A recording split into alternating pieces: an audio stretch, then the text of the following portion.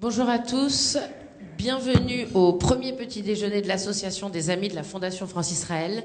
Ce matin, nous avons l'honneur d'être reçus par monsieur Alain Juppé, ministre d'État, ministre des Affaires étrangères et européennes, qui s'exprimera dans quelques instants sur le thème suivant, France-Israël, quelles sont vos relations ? Puis, ce sont deux journalistes partenaires qui interrogeront le ministre, à savoir Dana Harman, correspondante du quotidien israélien Haaretz en Europe, et Éric Metou, rédacteur en chef de l'Express.fr. Ensuite, monsieur le ministre d'État, nous vous transmettrons les questions que des internautes ont souhaité vous poser ces derniers jours sur Facebook et sur Twitter. Et enfin, nous débattrons avec vous, invités, amis de la Fondation France-Israël, sur tous les sujets qui interpellent la relation franco-israélienne. Tout de suite, je vais donner la parole à Nicole Gage, qui préside la Fondation France-Israël depuis 3 ans et qui a été réélue il y a quelques mois pour un second mandat. Nicole Gage.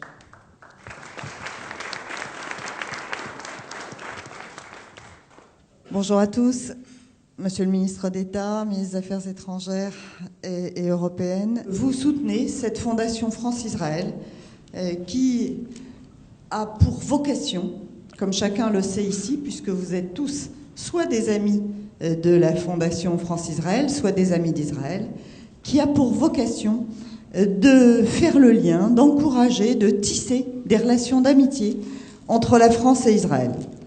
Je voudrais juste rappeler, peut-être pour hommage, que cette fondation est née de la volonté de Jacques Chirac, alors président de la République, alors qu'il recevait, pour son dernier voyage, M. Ariel Sharon.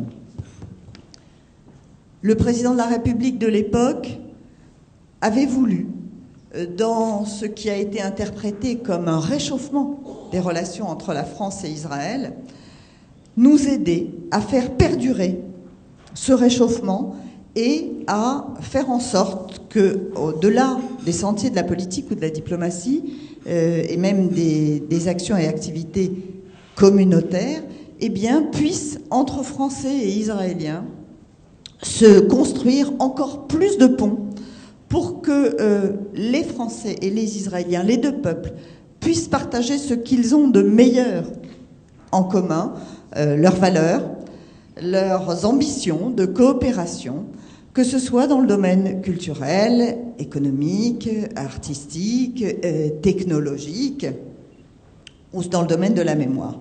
Et de fait, ce que fait cette fondation aujourd'hui, c'est bien cela, c'est-à-dire de rapprocher les chefs d'entreprise.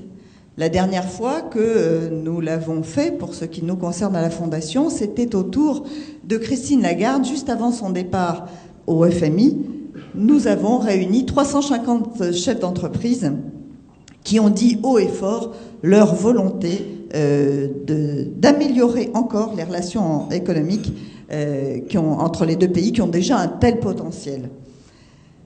Notre fondation va, dans quelques jours, emmener des leaders du monde agricole en Israël, et puis nous allons ensemble revenir pour nous retrouver au Salon de l'agriculture. Nous travaillons dans le domaine de la mémoire, puisque c'est le département jeunesse qui est animé par Sarah, qui est également notre présentatrice du jour. Ce département jeunesse a eu l'idée d'initier des voyages de petits-enfants de justes Français parmi les nations en Israël. Et ces jeunes qui ont entre 20 et 30 ans et qui foulent pour la première fois le sol israélien vont à la recherche du nom de leurs grands-parents sur les murs de Yad Vashem, vont rencontrer des rescapés de la Shoah, pour certains sauvés par leurs grands-parents ou arrière-grands-parents, et ce sont à chaque fois d'une part des émotions, mais d'autre part des façons, des manières de montrer aux uns et aux autres ce que peut être le vrai visage de la France ou le vrai visage d'Israël, alors que souvent, par des malentendus, beaucoup de Français imaginent Israël et son peuple comme un pays en guerre et un peuple en armes, assez vindicatif, et comme beaucoup d'Israéliens imaginent que la France est ce pays antisémite qui, pendant la guerre, n'a eu que des collaborateurs. Précisément, avec nos voyages de petits-enfants des Justes, nous montrons que, d'abord et avant tout, la France a eu ses héros qui ont été capables de s'élever contre la barbarie nazie et au prix de leur vie sauver des Juifs qui, pour certains, sont allés en Israël construire ce beau et si petit pays qu'aujourd'hui nous affectionnons. J'ai coutume de dire qu'entre la France et Israël, c'est une histoire d'amour qui connaît ses hauts et ses bas. Et pour ce qui concerne la Fondation, ce sont toujours des hauts. Parce que les autorités françaises, et au premier rang desquelles le président de la République, nous soutiennent vraiment, comme les autorités israéliennes. Et mon cher Yossi Gal, monsieur l'ambassadeur d'Israël en France, je veux remercier aussi ce que votre ministre, comme tout le gouvernement d'Israël, fait pour que notre fondation, qui a la moitié de son board en France et l'autre moitié en Israël, puisse faire ce que nous accomplissons. Soyez tous remerciés d'être là, vous tous, mais aussi vous particulièrement, les membres du conseil d'administration qui donnent sans compter, notamment de leur temps, pour que nous ayons cette relation chaleureuse qui fait que les amis, aujourd'hui, aient envie d'aller encore un peu plus loin dans ces belles relations et dans cette belle aventure. Alors, Monsieur le ministre, j'aurais beaucoup à dire sur nos actions encore et sur la façon dont vous les soutenez presque au quotidien. Vous êtes, je crois, et ça va me permettre de vous donner immédiatement la parole, vous êtes en première ligne de ceux qui font la relation entre la France et Israël, de ceux qui, à mes yeux, nous aident à construire ces liens d'amitié.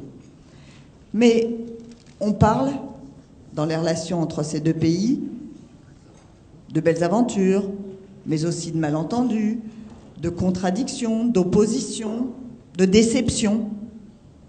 Alors entrons, si vous le voulez bien, dans le vif du sujet et dites-nous, Monsieur le ministre, cher Alain, si, au fond, cette relation d'amour est encore et toujours possible entre la France et Israël, et que pouvons-nous faire et que pouvez-vous faire pour que cela continue, pour que cela dure et pour que ce soit de plus en plus beau. Merci.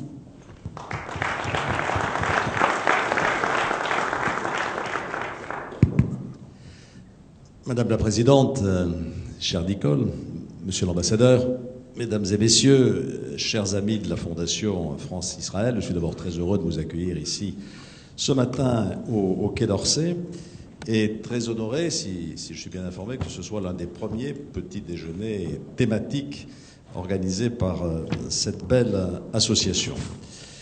Je n'avais pu assister au dîner de gala de la Fondation en septembre dernier parce que je me trouvais à l'Assemblée Générale des Nations Unies. J'avais dit à Nicole que ce n'était que partie remise et donc nous nous retrouvons aujourd'hui. Je réponds tout de suite à votre question. Est-ce que l'histoire d'amour entre la France et Israël est toujours possible? Oui. Et vous avez eu raison de placer ces relations tout de suite sur le terrain des sentiments, de l'affectivité, de la passion, avec tout ce que cela peut comporter parfois de turbulent. Je voudrais simplement, pour commencer, rendre hommage à votre fondation. Vous avez rappelé les circonstances dans lesquelles elle est née.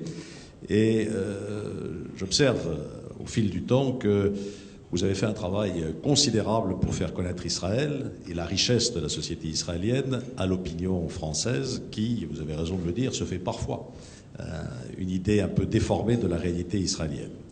C'est également une plateforme très efficace pour jeter des ponts entre toutes les composantes de nos sociétés, au-delà des liens communautaires qui peuvent exister. Et j'ai noté quelques-unes des initiatives que vous avez rappelées, qui me paraissent particulièrement positives. Le voyage des petits-enfants des Justes en Israël, dont vous avez rappelé toute la signification. La nuit de la publicité israélienne à Paris. La prochaine visite d'agriculteurs français en Israël. Voilà toute une série de projets qui, par leur caractère extrêmement concret, peuvent servir très efficacement le resserrement de nos liens.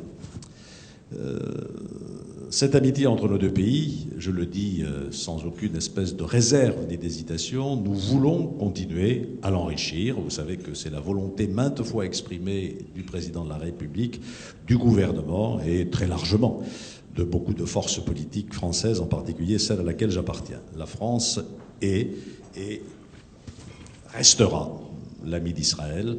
Je sais qu'il faut vous le répéter matin, midi et soir parce que vous avez toujours des inquiétudes et c'est normal, je peux le comprendre, mais je le répète sans aucune espèce de restriction. Et je voudrais insister sur la richesse de notre relation bilatérale parce qu'il ne s'agit pas simplement de faire des déclarations d'intention ou des déclarations d'amour. Vous connaissez la formule fameuse, il faut aussi des preuves d'amour et je crois que nous en donnons quelques-unes. D'abord, dans le cadre de notre dialogue politique, qui se nourrit de très nombreuses visites de ministres français en Israël et de ministres israéliens en France.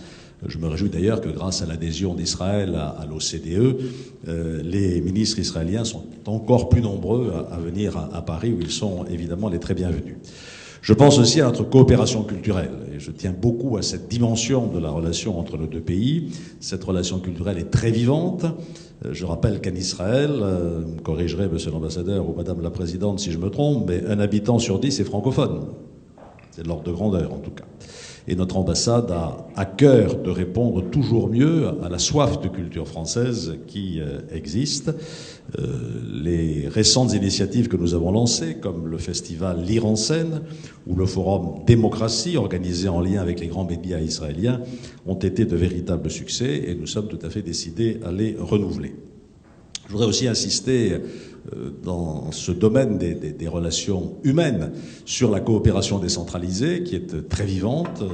Je suis toujours et plus que jamais maire de Bordeaux et Bordeaux a des liens étroits avec Ashdod. Je me suis rendu plusieurs fois à Ashdod. Il existe une place de Bordeaux à Ashdod et un jardin d'Ashdod à Bordeaux.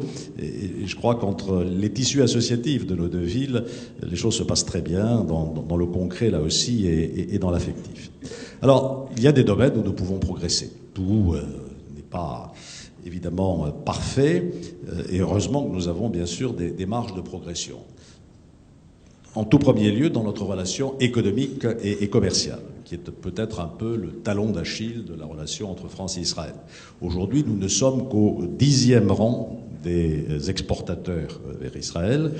Le niveau de nos investissements mutuels est également, me semble-t-il, insuffisant et c'est d'autant plus décevant que l'économie israélienne, nous le savons tous, dispose d'une capacité d'innovation inégalée qui a été, par exemple, récompensée cette année par l'attribution du prix Nobel de chimie à Daniel Shechtman. Je sais que de nombreux projets ont été engagés pour remédier à cette situation. Qu'il s'agisse de l'organisation en décembre dernier des journées franco-israéliennes de l'innovation à Bercy ou du lancement par votre fondation du réseau social d'entrepreneurs Isralink. Ensemble, nous devons continuer à nous mobiliser pour encourager les hommes d'affaires français à investir en Israël et les hommes d'affaires israéliens à venir investir en France. Pour engager nos acteurs économiques respectifs à travailler ensemble et pour inciter les entreprises françaises, pas simplement les grands groupes, mais aussi nos PME, à s'installer en Israël pour tirer profit d'un marché en pleine croissance et notamment d'un marché très innovant sur le plan des technologies de l'avenir. Renforcer la vitalité de la relation bilatérale entre la France et Israël, c'est aussi, je le sais, tout faire pour éviter les malentendus. Ils ont existé dans le passé ancien, dans le passé récent. Et peut-être vous posez-vous, peut-être me poserez-vous à ce sujet des questions. Un point que je voudrais aborder d'emblée, et sur lequel je voudrais m'exprimer très clairement, les responsables de la mort de Lee Zeitouni doivent être jugés. C'est la position très claire du gouvernement. La France met tout en œuvre pour que la disparition tragique de cette jeune femme israélienne ne reste pas impunie. La police et la justice française ont coopéré activement avec les autorités israéliennes pour faire progresser l'enquête.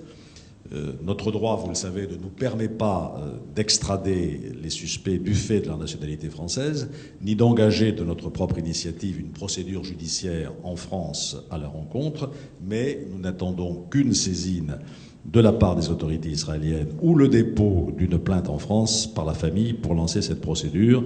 Ce sera le seul moyen d'éviter un déni de justice qui serait immoral et que personne ne souhaite. Je voudrais aussi dire que les liens qui unissent la France et Israël dépassent largement, de mon point de vue, le cadre des relations bilatérales que je viens d'évoquer dans leur dimension politique, culturelle, économique.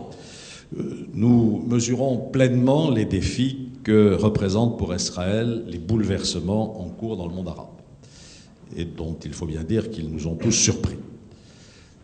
Je ne ferai naturellement pas preuve de naïveté en la matière, mais comme je l'ai dit à plusieurs reprises, y compris au Premier ministre israélien, à mon homologue M. Lieberman, je suis convaincu que la meilleure réponse à apporter aux aspirations des peuples consiste à reconnaître la légitimité de ces aspirations et à accompagner les transitions démocratiques qui sont en cours pour garantir leur succès. Il ne s'agit évidemment pas de donner un chèque en blanc à ces nouveaux régimes. Je sais les inquiétudes que certaines déclarations ou certains comportements peuvent susciter. Nous ne les tolérerons pas, fussent-ils issus de formations politiques choisies dans les urnes, et nous n'accepterons pas la remise en cause des principes fondamentaux, pas plus que la remise en cause des relations avec Israël, de son droit à exister dans la région ou des accords de paix qui ont déjà été conclus. Nous mesurons aussi, et nous partageons avec vous, l'inquiétude que suscite le manque de progrès tangible dans le processus de paix. Je salue les efforts qui ont été faits tout récemment par la Jordanie et qui ont permis de remettre autour de la table les représentants d'Israël et ceux de l'autorité palestinienne, mais ne nous voilons pas la face. Pour l'instant, nous n'avançons pas. Et je pense qu'au moment où nous parlons, les chances d'aboutir sont faibles, car les parties ne sont pas prêtes à prendre les mesures courageuses qui s'imposent pour avancer sur le chemin de la paix. Je pense, et là aussi je l'ai dit à mes interlocuteurs israéliens, que ce blocage ne va pas dans le sens des intérêts d'Israël et que nous ne pouvons pas nous en satisfaire.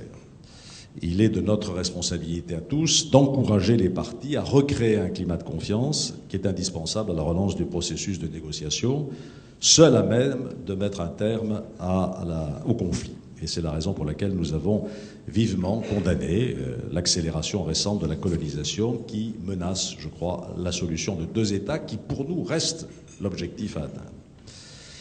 L'impasse actuelle doit également nous conduire à engager une réflexion sur la méthode de négociation qui ne permet pas d'avancer et ce que le président de la République a appelé de ses voeux un nécessaire élargissement de l'encadrement international du processus de paix. Aujourd'hui, il n'est plus possible de penser qu'on pourra avancer sans un accompagnement direct des efforts de paix par l'Europe ou par les pays arabes. Enfin, comme le président de la République l'a une nouvelle fois rappelé dans ses vœux au corps diplomatique, la France est totalement engagée, là aussi sans la moindre ambiguïté, en faveur de la sécurité d'Israël. Je sais que le discours du président de la République à l'Assemblée générale des Nations unies avait surtout retenu l'attention dans la partie consacrée à l'éventuelle saisine de l'Assemblée générale des Nations unies, et j'ai regretté qu'une phrase extrêmement importante de ce discours n'ait pas été suffisamment reprise. Cette phrase, c'était « La France se tiendra aux côtés d'Israël en toutes circonstances si la sécurité d'Israël devait être menacée ou mise en cause ». Je veux, comme preuve de cet engagement très clair de la France, le rôle moteur que nous jouons en ce moment dans la mobilisation internationale contre le programme nucléaire iranien. C'est à l'initiative de la France, je voudrais le rappeler, à la suite d'une lettre que le président de la République a adressée à chacun de ses collègues chefs d'État et de gouvernement